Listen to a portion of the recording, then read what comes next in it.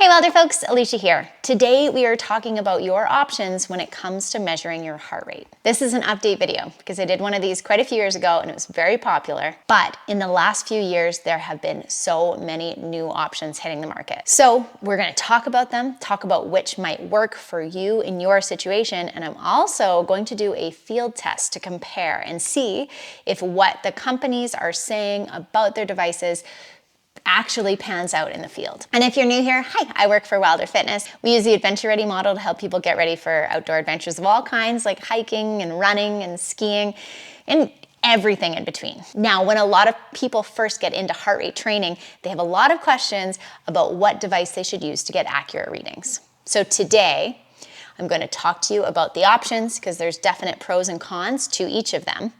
And we want to make sure you're picking the right device for the right situation. So let's start with the heart rate strap. These I don't see out as much because there's so many more comfortable options.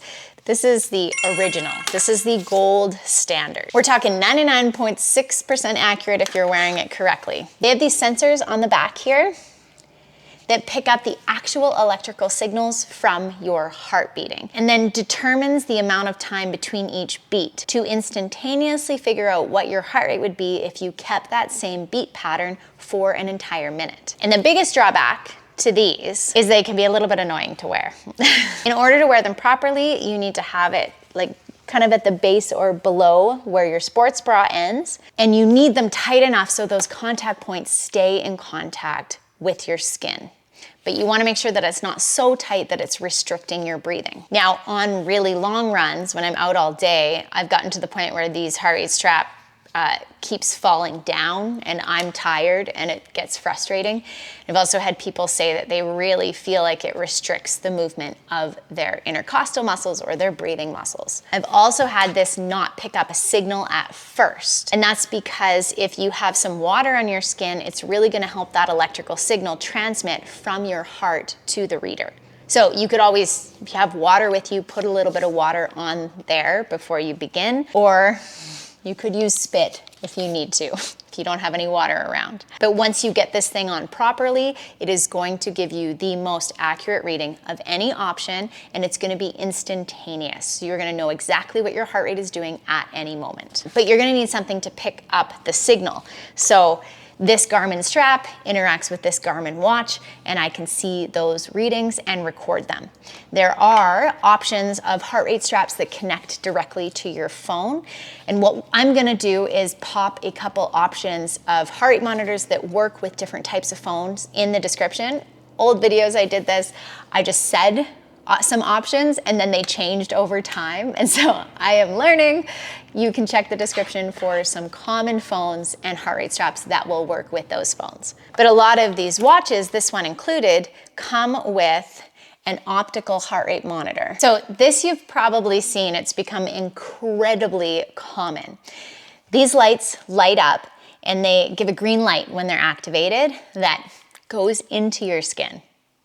Then there is a sensor. That sensor actually picks up the reflection of the green light. And this measure is different than the heart rate strap because it's not picking up the electrical signal. Instead, it's picking up when there's an increase of blood flow through your arteries. It's sensing that because more of the green light is going to be absorbed by the hemoglobin in your blood. And so a lot less of the light is going to be absorbed back, reflected back into the watch during a pulse of blood. But when it comes to comfort, these things blow the chest straps out of the water. But, and there's a big but, there's a lot more ways this measurement can be interfered with or messed up. Dirt, sweat, rhythmical movements or big movements, even having a large total amount of blood flowing underneath the sensor, like you do when you're working hard, can mess up the measurements you get from this type of reading. Lab-based studies that I've looked at shown that at high heart rates, this optical heart rate sensor at the wrist can be up to 15% different than what you're seeing from a chest monitor. But now, and the reason I'm making this update video, there is another option. Coros has made a band that uses the same optical heart rate technology and puts it on your upper arm. Now, a couple of the reasons that this can give a mismeasure are being reduced with this new strap location. By having it on the upper arm, we're not getting the amplitude of movement that we get at the wrist. It's easier to have a consistent fit because there's a little more tissue on our upper arm than there is on our wrist. You're less likely to have dirt and maybe less likely to have sweat in that location, but I haven't fact-checked that. It's also, in my opinion, a lot easier to wear than a chest strap for long runs. It doesn't end up sliding down. It doesn't move around as much. But here's the problem.